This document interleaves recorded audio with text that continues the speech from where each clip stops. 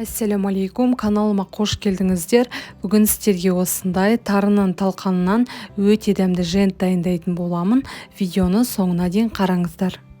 Ең алдымен бізге осындай тарының, яғни талқаны қажет болады. Оған ертілген сары майымызды құйып, және де бір ас қасық табиғи балымызды қосатын боламыз.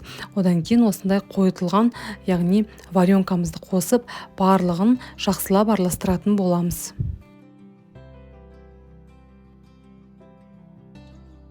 Табиғи балмен варенкамыз тәтті болғандықтан мен қант қолданған жоқпын. Осындай ванилин немесе ванильді қантты қосып, барлығын жақсылап бір келге болғанша араластыратын боламыз. Бір қолымызбен осылай керек мөлшерде алып, осылай қолымызбен жақсылап домалақтап аламыз. Яғни ауызға сиятындай етіп домалақтаймыз, қатты үлкендеу жасаудың қажеті жоқ. Одан кейін осылай кокосовый стружкамызға жақсылап барлығын аунатып алатын боламыз. Қалған женттеріміздің барлығын бір келкетіп әдемілеп жасап шығатын боламыз. Міне біздің талқаннан жасалынған жентіміз дайын болды. Өте дәмді, тәбетті ашатындай ерекше дәмді болып шығады.